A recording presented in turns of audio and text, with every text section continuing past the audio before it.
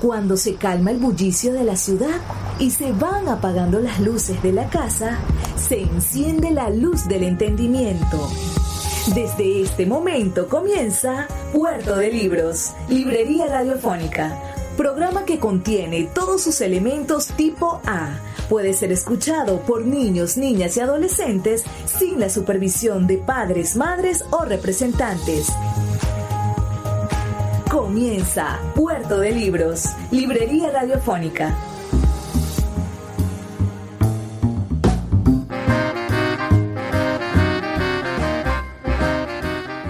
Bienvenidos a Puerto de Libros, Librería Radiofónica. Les habla Luis Peroso Cervantes, quien de lunes a viernes de 9 a 10 de la noche trae para ustedes este programa a través de la señal de la Red Nacional de Emisoras Radio Fe y Alegría. 21 emisoras en todo el país conectadas para llevar a sus hogares literatura, buena música, temas culturales y muchas veces historias asombrosas que nos permiten ser mejores ciudadanos. La noche de hoy en nuestro programa número 197 programas. ¡Wow! Me sorprende, me halaga y me gusta que estén ustedes del otro lado acompañándonos en esta labor tan hermosa. 197. Este programa vamos a estar escuchando la voz del grandísimo Mario Vargas Llosa, hablando de otro gigante, del gigante más grande de Colombia, de Gabriel García Márquez. Pueden imaginarse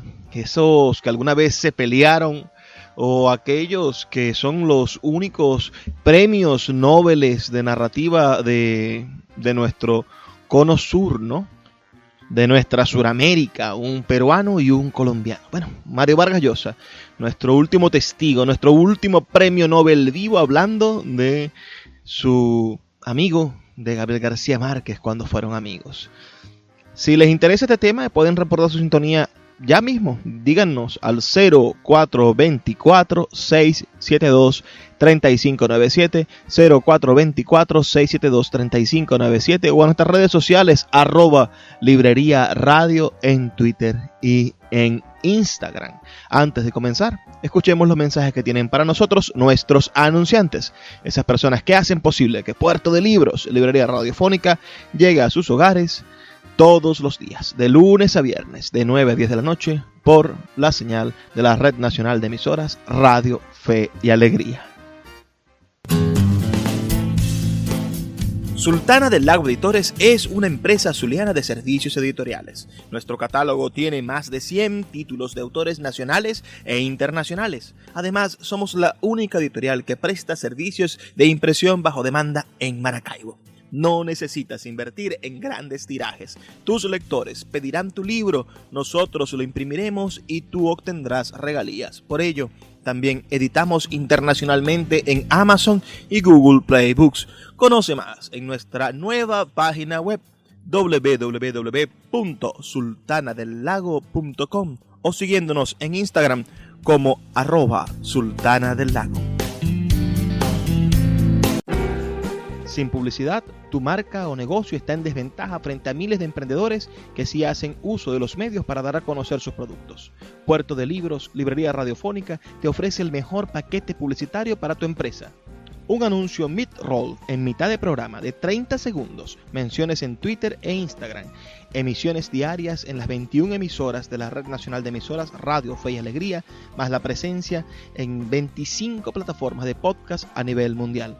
Además, colgamos un anuncio permanente en nuestra página web. Únete a nuestro selecto grupo de patrocinantes y garantiza que tu marca o negocio tenga presencia diaria y constante ante miles de personas. Invierte en publicidad en radio con Puerto de Libros, Librería Radiofónica. Consulta nuestras tarifas al 0424-672-3597. 0424-672-3597. Ya, sin más preámbulo, te doy la bienvenida, te agradezco muchísimo por estar acá.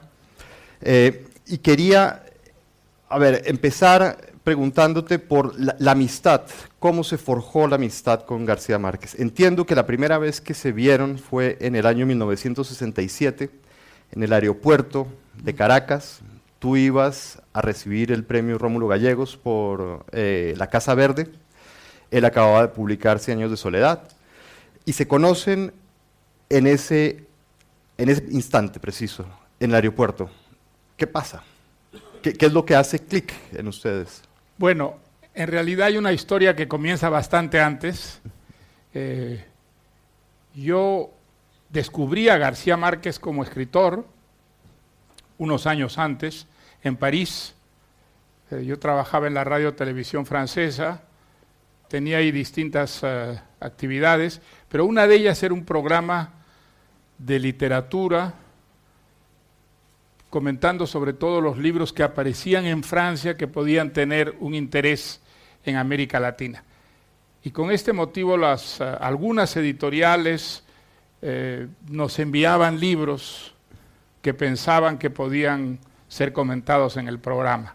Y un día llegó a la radio televisión francesa un libro publicado por la editorial Julliard. Estoy hablando de los años 60, ¿no? Antes del año 66, antes del año 67, que era de un autor colombiano. Me acuerdo el título del libro, Pas de lettres pour le colonel, que era el coronel no tiene quien le escriba.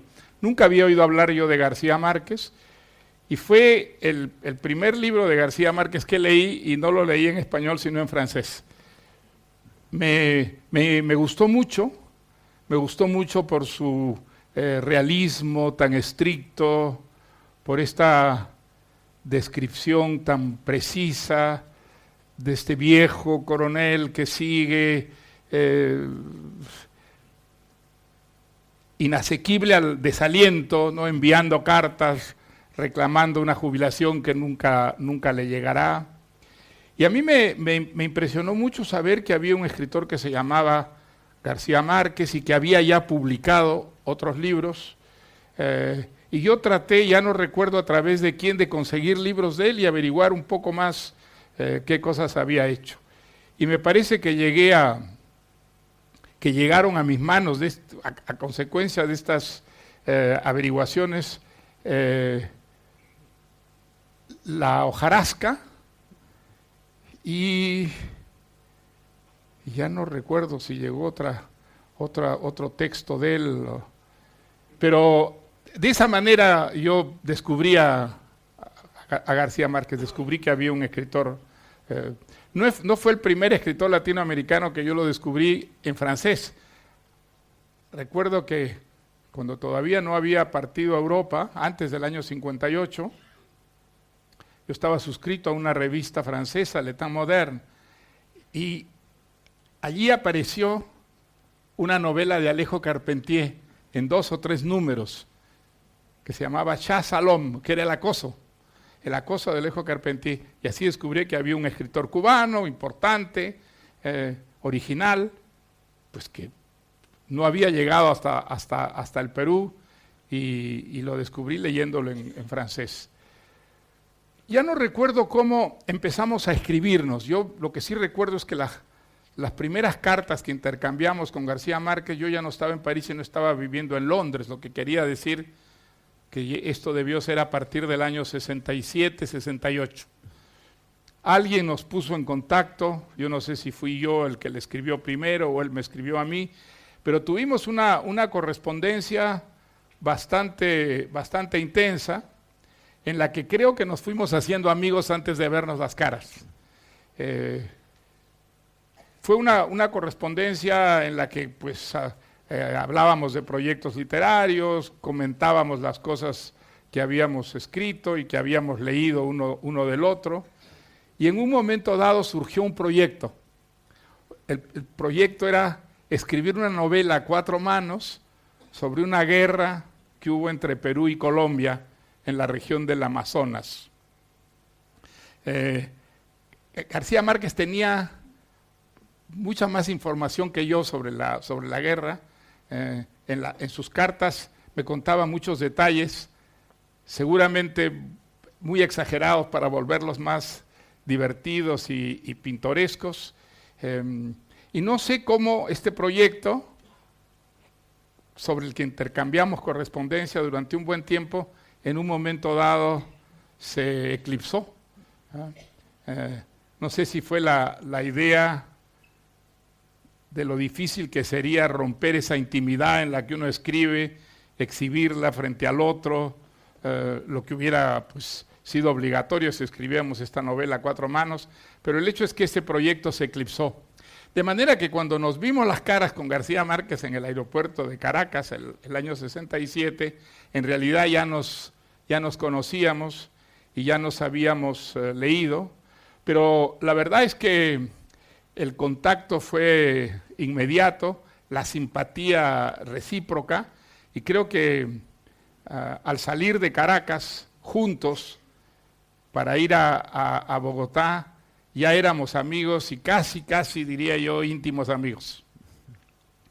Luego pues estuvimos juntos en Lima, donde yo le hice una entrevista pública en la Universidad de Ingeniería. La Universidad de Ingeniería tenía un rector que era muy activo, muy dinámico, que creía mucho en la cultura, y entonces la Universidad de Ingeniería patrocinaba cosas que San Marcos o la Católica, que eran las otras universidades importantes del Perú, no lo hacía.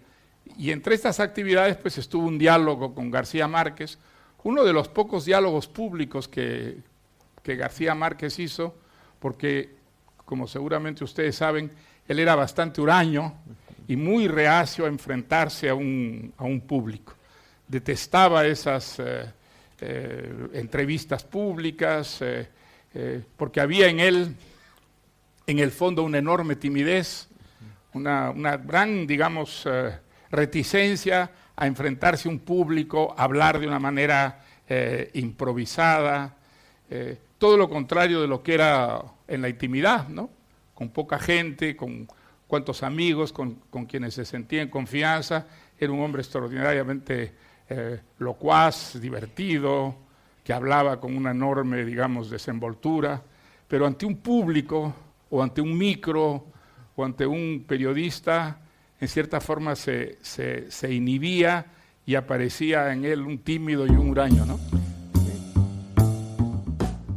Estamos escuchando una entrevista, una conferencia que dictase el gran Mario Vargas Llosa sobre quien fuera su amigo Gabriel García Márquez. Escríbenos tus comentarios al 0424-672-3597 y ya volvemos con más de Puerto de Libros, Librería Radiofónica. Escuchas Puerto de Libros con el poeta Luis Peroso Cervantes. Síguenos en Twitter e Instagram como @Librería Radio.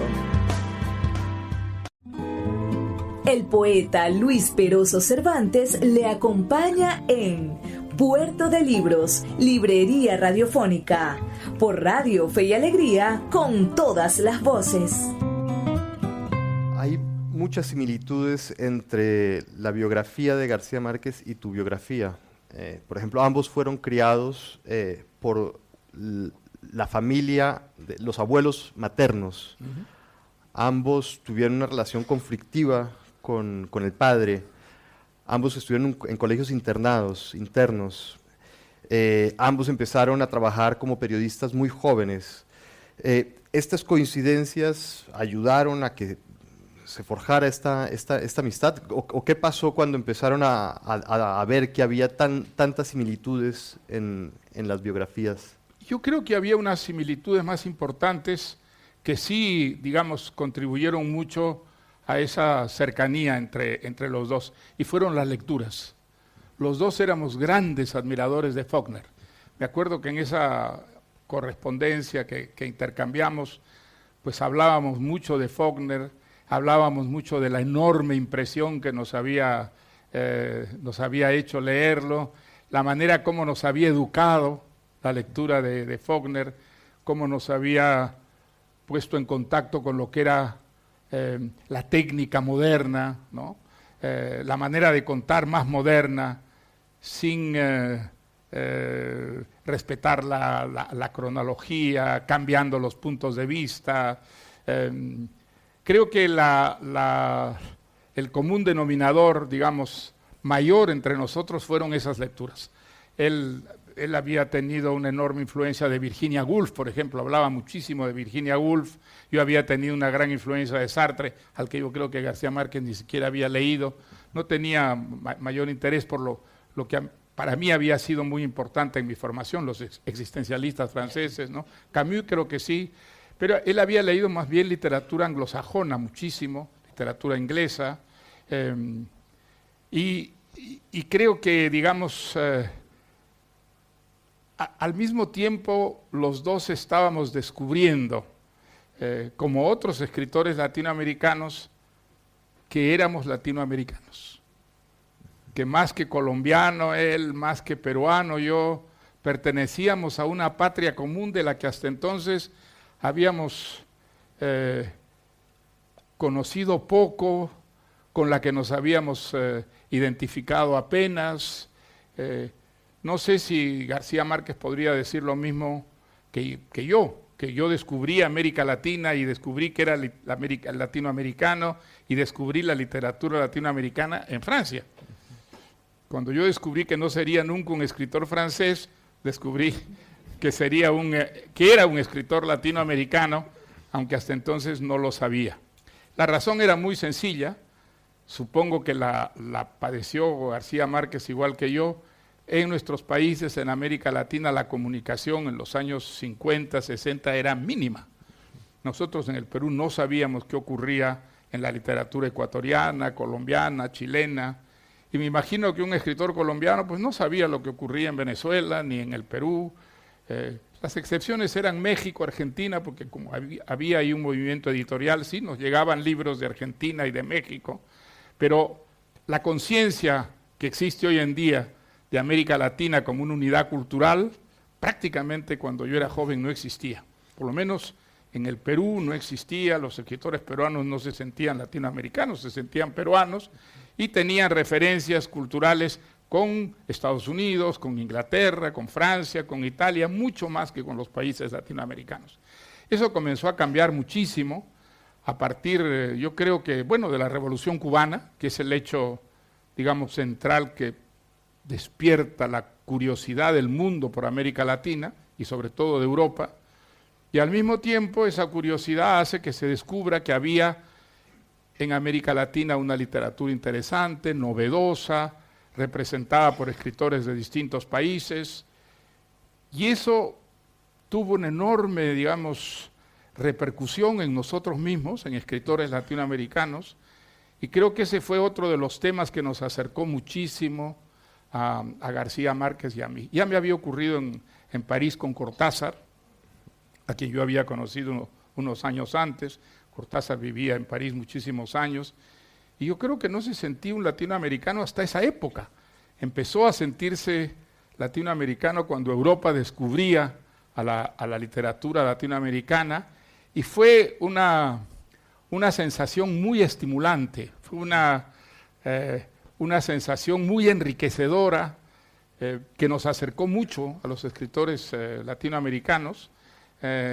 Es una de las, digamos, razones que fomentó nuestra amistad, nuestra cercanía, y creo que eso hizo que desde el primer momento, digamos, la vinculación con García Márquez pues fuera tan estrecha, tan cálida, tan amistosa, ¿no? Los dos inicialmente fueron unos entusiastas de la Revolución Cubana, precisamente. Pero con el tiempo, o no con el tiempo, una fecha concreta, 1971, con el caso Padilla, tú te distancias de Castro, empiezas a recelar de las promesas de la revolución, junto con otro grupo de intelectuales y de escritores latinoamericanos, mientras que García Márquez pareciera que permanece fiel a los ideales de la revolución. ¿Qué tan traumático fue el caso Padilla para la relación de los escritores del boom? Bueno, es muy interesante ese tema, ¿sabes? En realidad García Márquez ya había pasado por un proceso parecido, solo que con muchísima más discreción, de un cierto desencanto con la Revolución Peruana. con la Revolución Cubana, cuando yo lo conocí. Él, como tú sabes, fue a Cuba para trabajar en Prensa Latina con Plinio Apuleyo Mendoza, que era su gran amigo, y trabajaron en Prensa Latina mientras Prensa Latina mantuvo una cierta independencia del Partido Comunista. Era un organismo de prensa mucho más vinculado al 26 de julio, a los Castro, que al Partido Comunista, que en esa época todavía mantenía una cierta distancia con la revolución. Pero el Partido Comunista, de una manera pues que no transparecía a la opinión pública, se puso como blanco la captura de Prensa Latina. Y cuando captura a Prensa Latina, tanto Plinio Apuleyo Mendoza como García Márquez son purgados. Son purgados, lo que para García Márquez significa un verdadero choque, y no solamente personal, sino político.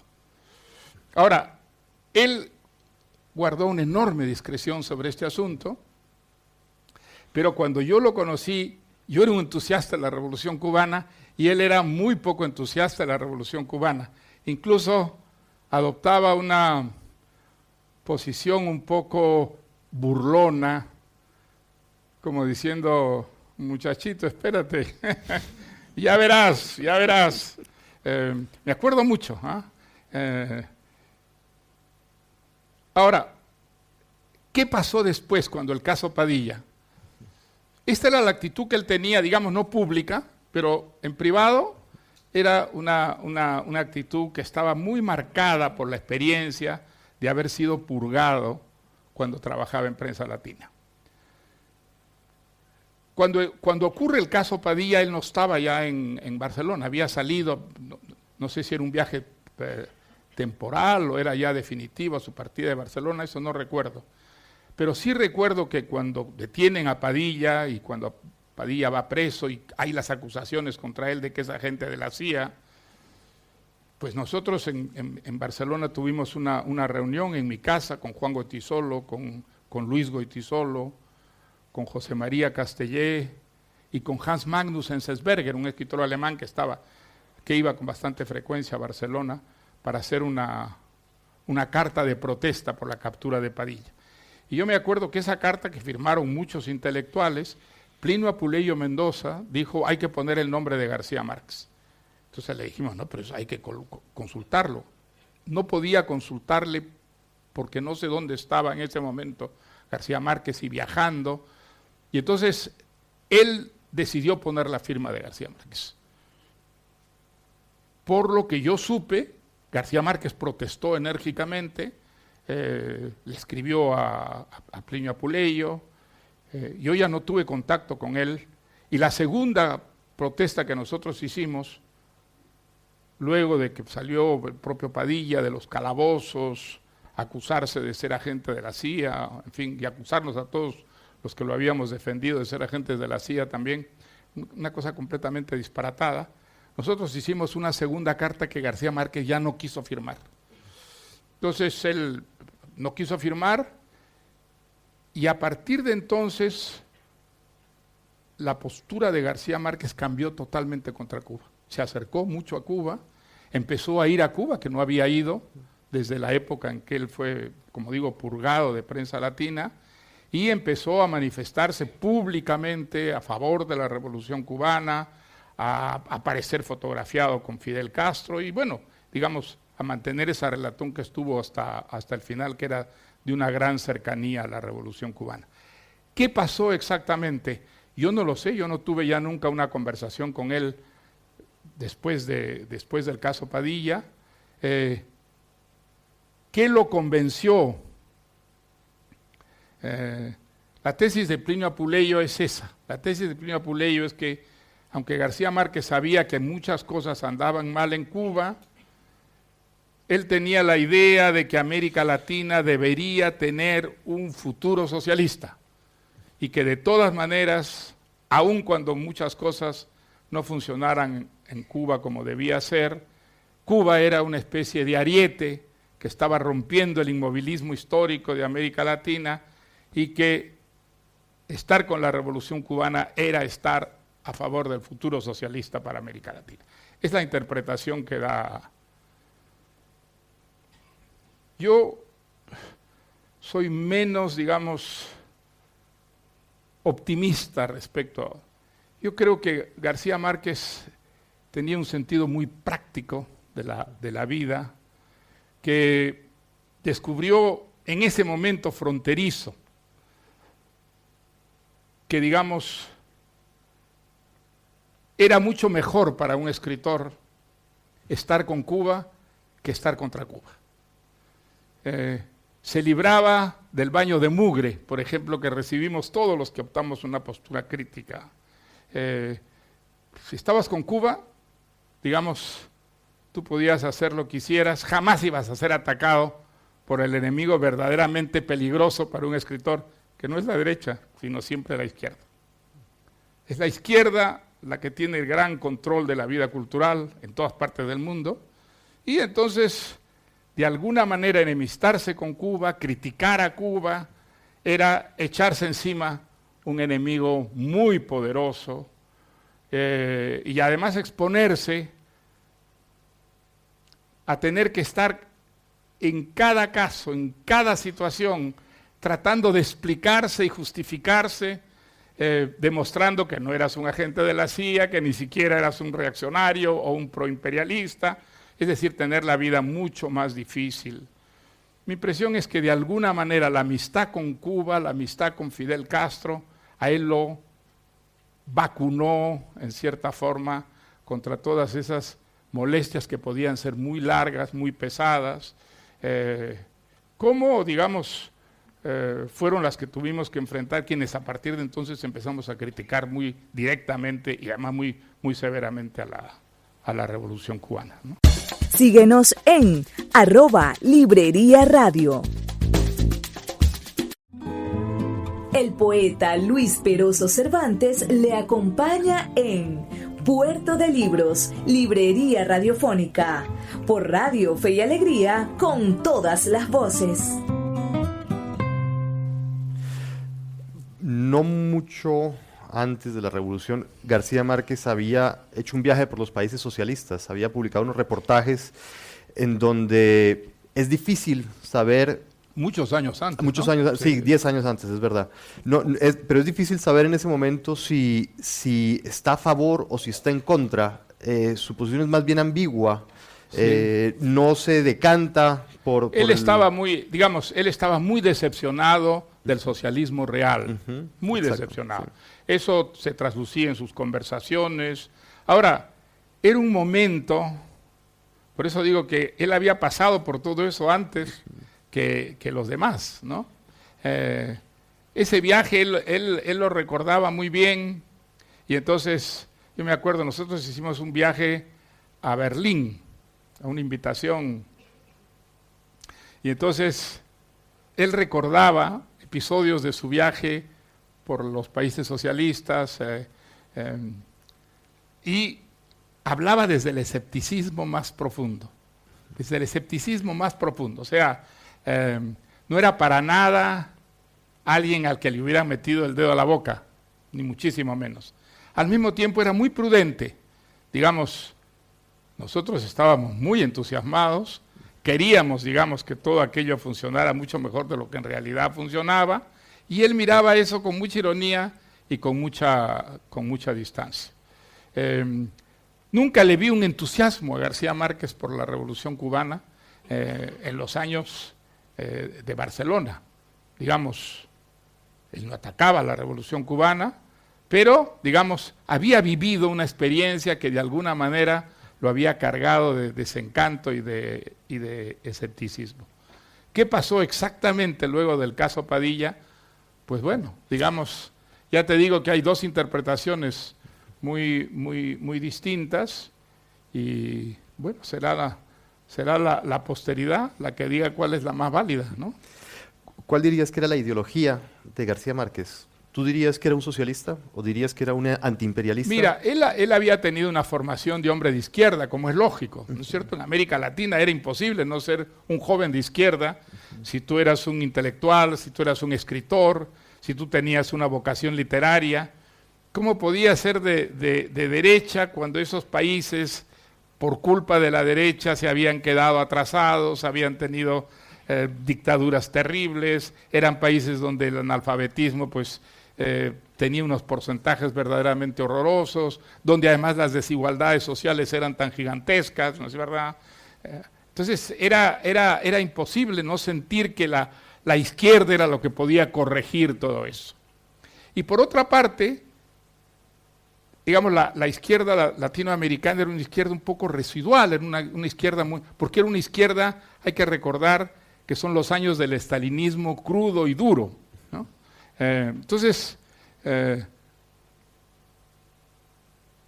digamos, la izquierda era muy sectaria, era muy dogmática, sobre todo los partidos comunistas y los partidos que estaban muy cerca de los partidos comunistas. Y eso les había impedido crecer, eran partidos un poco marginales, ¿no es verdad? Un escritor venezolano, amigo mío, decía que había estado en el Partido Comunista, decía una cosa muy divertida, decía, éramos pocos, pero bien sectarios. Bueno, entonces, la izquierda era lo que naturalmente atraía a un joven escritor que decía, ¿en qué país voy a ser yo escritor?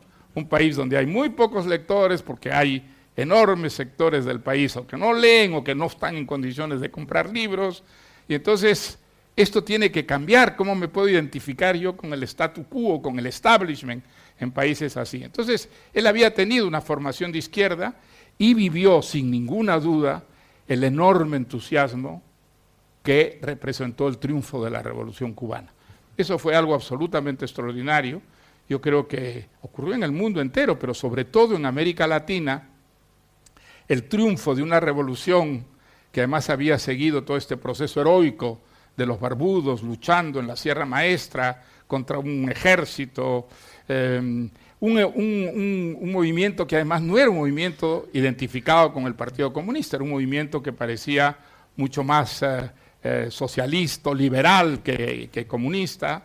Entonces, pues, digamos que los barbudos entraran a La Habana, fue una victoria que celebramos, toda mi generación, y la de García Márquez como una salida del túnel.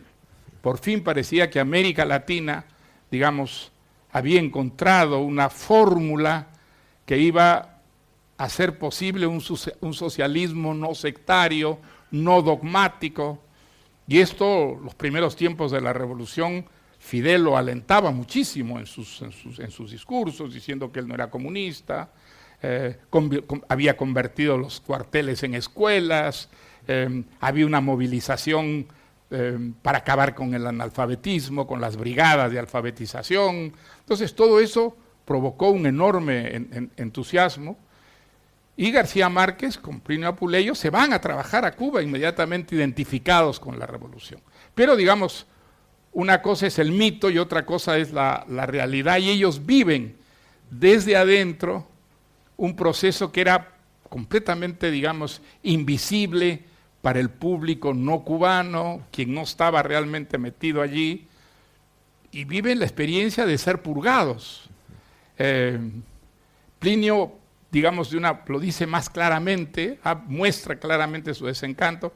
García Márquez, mucho más prudente, no lo dice, pero sí lo vive desde adentro, y creo que todos los que lo conocimos antes del caso Padilla, antes de que estallara el caso Padilla, lo percibíamos clarísimamente, porque no compartía nuestros entusiasmos, bueno, nuestras ingenuidades, ¿no?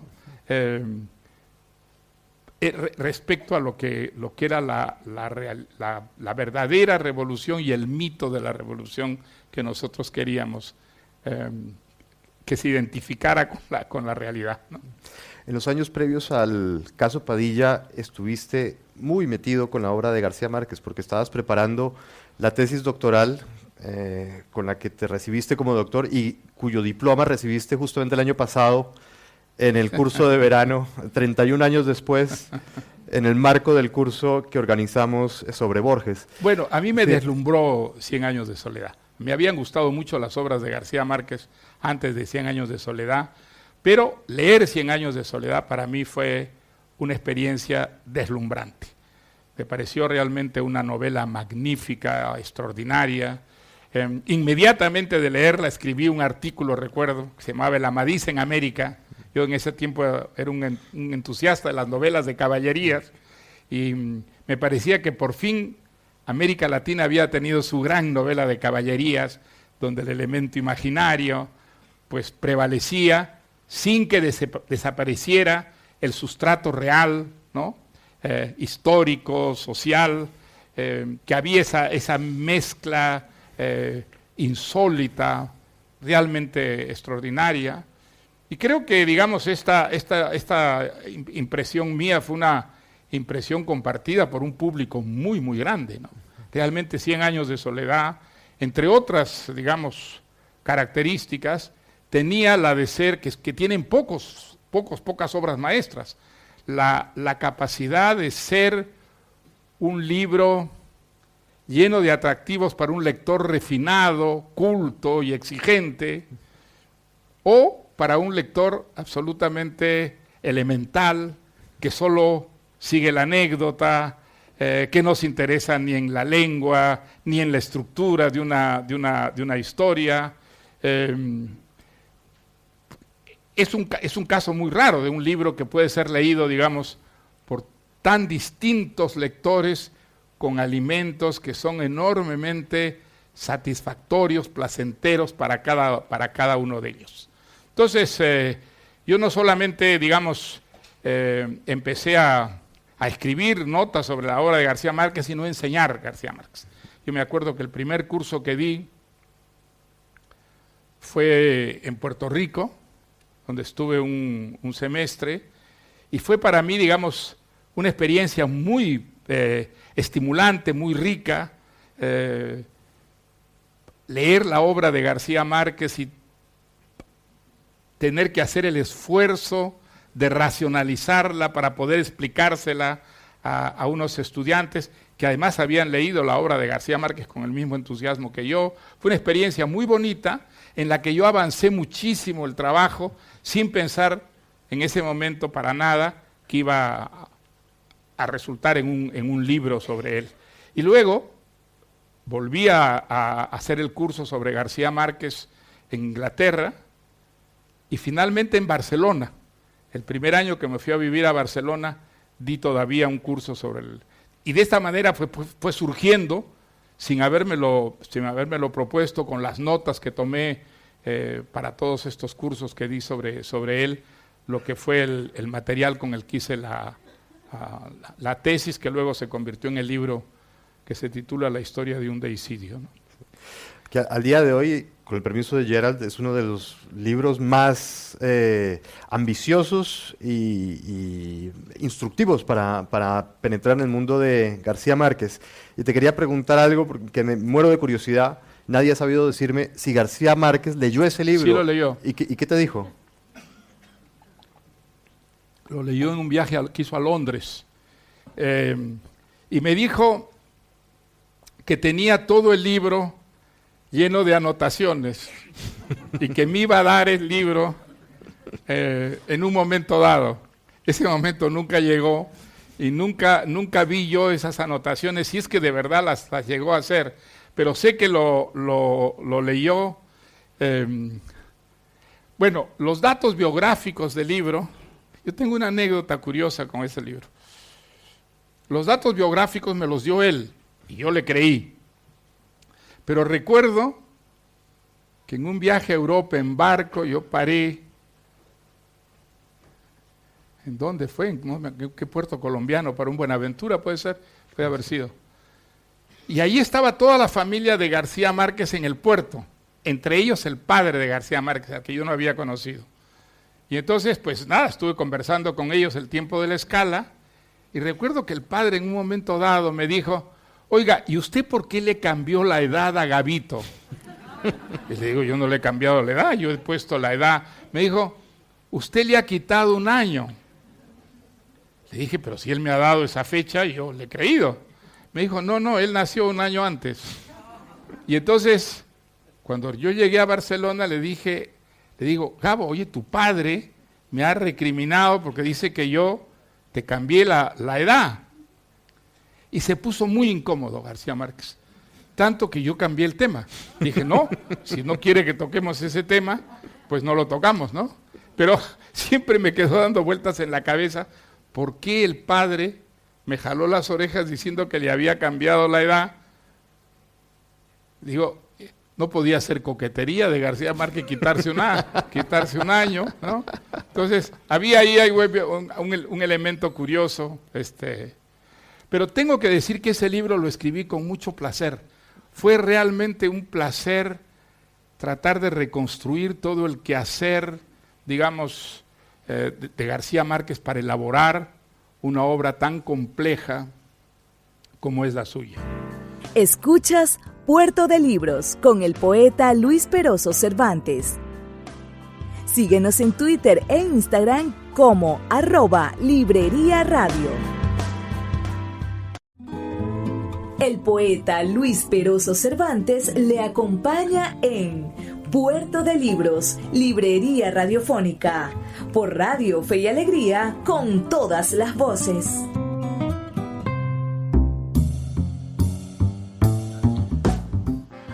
Seguimos en Puerto de Libros. Hemos estado escuchando esta maravillosa conferencia que nos brinda el gran Mario Vargas Llosa sobre la vida y la obra de Gabriel García Márquez. ¿Qué les parece? ¿Conocían ustedes estas infidencias, estas anécdotas que ahora el gran Mario Vargas Llosa, testigo de una gran generación, nos está revelando? Vamos a escuchar la última parte de esta conferencia, de estas palabras.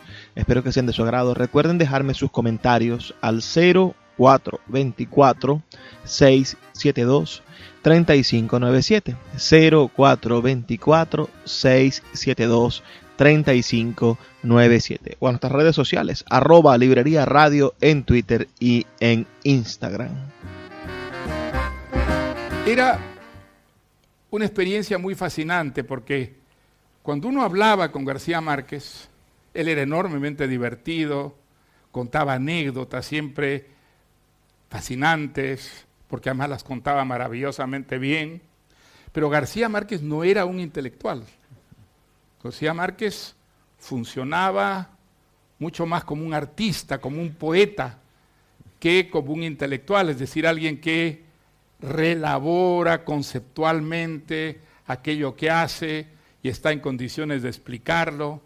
Él no estaba en condiciones de explicar intelectualmente el enorme talento que tenía a la hora de ponerse a escribir, lo cual quiere decir que a la hora de ponerse a escribir funcionaba fundamentalmente a base de intuiciones, de instintos, de pálpitos, que no pasaba tanto por, digamos, lo conceptual, esa disposición extraordinaria que tenía para acertar tanto con los adjetivos, con los adverbios y sobre todo con la trama, la materia narrativa.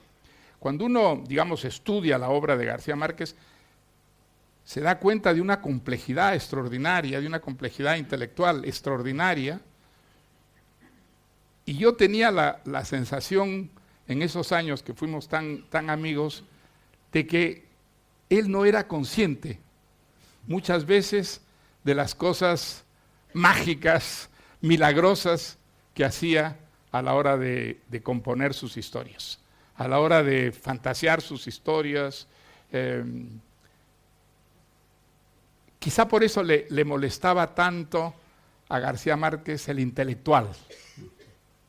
Una persona como Octavio Paz, por ejemplo, él podía admirarlo, pero siempre a mucha distancia, porque la idea de alguien que pensaba siempre, que pensaba sobre todo, que todo quería entenderlo y explicarlo, a él era realmente la antípoda de lo que él era en verdad. Entonces, ese contraste para mí fue muy, muy interesante mientras trabajaba en ese libro, ¿no? En el 67 se publica 100 años de soledad. Es un gran fenómeno literario, tiene muchos lectores, se generan muchos textos sobre la novela. Se empieza a decir que es una metáfora de América Latina o una suma simbólica del continente. Yo quería preguntarte, ¿qué visión crees tú que tenía García Márquez de América Latina? ¿Cómo veía él el futuro de América Latina? Bueno, él era profundamente latinoamericano, ¿no? Sus mitos, su lenguaje, su manera de ser, sus gustos, tenían que ver profundamente con América Latina, aunque América Latina para él pues había sido Colombia y México, ¿no? Prácticamente eran los dos países que conocía, dentro de los que había transcurrido gran parte de su vida. Entonces era un latinoamericano esencial, sin ninguna duda. ¿Qué es lo que quería para América Latina? Pues seguramente quería cosas muy sensatas, que América Latina saliera de su desarrollo, que América Latina fuera socialista. Su idea del socialismo era una idea muy sui generis, yo creo. Yo creo que no era una idea, digamos, demasiado elaborada, ni desde el punto de vista económico, ni siquiera desde el punto de vista político. Dudo mucho que en los años que estuvo tan cerca de Cuba, viera en Cuba el prototipo de lo que pensaba o quería que fuera América Latina en el futuro. Sobre eso él no ha dejado prácticamente, digamos, ningún testimonio, no ha dejado ningún escrito, entre otras cosas porque no era un intelectual, no quería ser un intelectual, y ese era un trabajo fundamentalmente intelectual. Ahora, de la obra de García Márquez, ¿qué idea de América Latina se desprende? Lo mejor de América Latina, la parte mítica, la parte mágica, la parte legendaria. Digamos, América Latina no es, pero sí es, por contradictorio que parezca, lo que es en la obra de García Márquez. En toda la fealdad de América Latina él podía encontrar belleza, porque tenía una prosa que convertía en bello lo feo, ¿no es verdad?, en atractivo lo que era más bien repelente. Esa es la riqueza extraordinaria de la literatura. Pero clarísimamente los materiales de trabajo de García Márquez son profundamente latinoamericanos. Y él, si los escritores norteamericanos, ingleses, europeos que leyó lo habían marcado tanto, lo habían marcado porque con ellos él había podido trabajar una materia que era profundamente latinoamericana. Entonces creo que no se puede ir más allá, no se puede ir más allá diciendo cosas que él no dijo explícitamente, ni haciendo interpretaciones que en última instancia él podía haber contradicho con sus conductas, con sus declaraciones y con sus escritos, ¿no? Quizás leyendo entre líneas el discurso del Nobel, el que leyó en Suecia en el 82, cuando dice que la búsqueda de la identidad es ardua, a veces sangrienta, cuando dice que Londres tardó 300 años en construir su primera muralla, que los suizos que hacen quesos mansos en el pasado anegaron de sangre Europa, y después pide cierto tipo de comprensión para América Latina, como si se necesitara tiempo o un proceso evolutivo para llegar a la modernidad. Comparándolo con tus ideas sobre América Latina, creo que hay una gran diferencia porque, corrígeme si me equivoco, tú piensas que no hay que pasar por determinadas etapas, sino que se pueden adoptar modelos que han servido en otros países, que se pueden incorporar y que eso puede acelerar el ingreso a la modernidad. Pienso en el interés que te suscitaron los países asiáticos que, partiendo de una condición similar a la latinoamericana, en pocos años tenían niveles de vida elevados.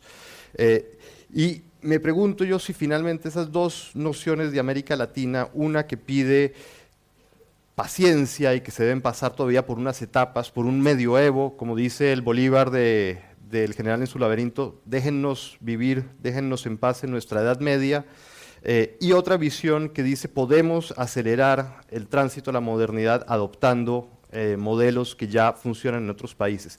¿No ves ese choque de ideas en América Latina? Mira, el subdesarrollo es bello solamente en literatura. El subdesarrollo no es bello en la realidad. El subdesarrollo es lo que ha sido América Latina y que lo que por desgracia todavía en buena parte es. el subdesarrollo son sociedades absolutamente injustas, en las que hay una minoría que goza de todos los privilegios y grandes mayorías que están como marginadas porque no tienen, digamos, las mínimas oportunidades para salir de la condición en que se encuentran, la violencia que ha caracterizado el subdesarrollo es algo que sigue siendo una realidad atroz en la mayor parte de los países latinoamericanos. O sea, todo eso, digamos, es el subdesarrollo. Con eso se puede hacer gran literatura, sin ninguna duda.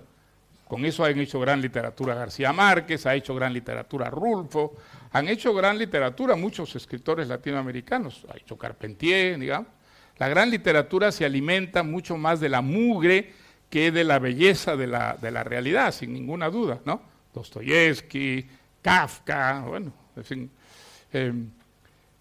Ahora, que América Latina se quede como está para que produzca buena literatura, no. Eso yo no lo voy a aceptar.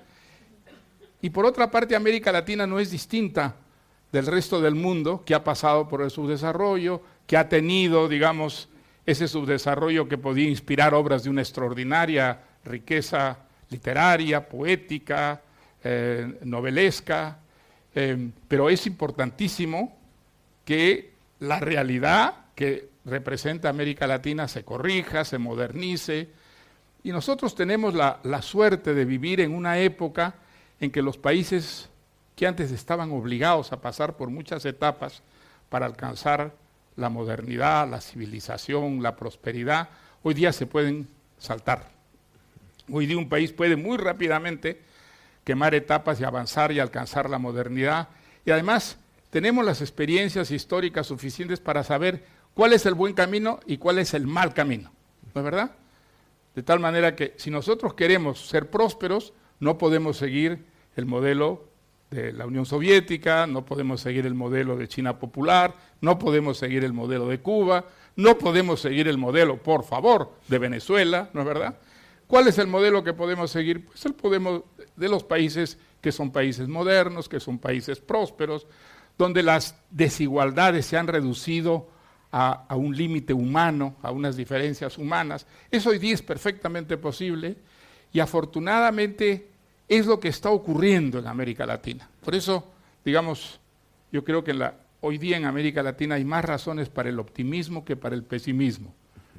América Latina, si tú comparas la América Latina de mi juventud, que estaba llena de dictaduras militares de un extremo a otro del continente, hoy día no lo está. Hoy día las dictaduras son muy poquitas y tenemos gobiernos democráticos, corruptos, mediocres, sí, pero democracias corruptas y mediocres son siempre preferibles a las dictaduras. Las dictaduras son, digamos, la solución peor siempre y la que no da salidas, la que no permite, digamos, salidas pacíficas. Entonces, yo creo que América Latina hoy día, pues, en general, está mejor de lo que estaba antes y está por el buen camino. ¿Qué quiere decir el buen camino? El buen camino, esto no lo hubiera aceptado nunca García Márquez, por supuesto. El buen camino está en que la solución no son los cuarteles y no son las grandes utopías socialistas. Así llegamos al final de nuestro programa de la noche de hoy. Espero que les haya gustado. Recuerden enviarme sus comentarios al 0424-672-3597, 0424-672-3597, o en nuestras redes sociales, @librería radio en Twitter y en Instagram. Ha sido una noche genial. Espero acompañarlos la noche de mañana y que puedan hacerse como que socios de esta aventura maravillosa que es llevar libros a través de la radio. Pero antes de despedirme, lo que siempre les digo: por favor, sean felices, lean poesía.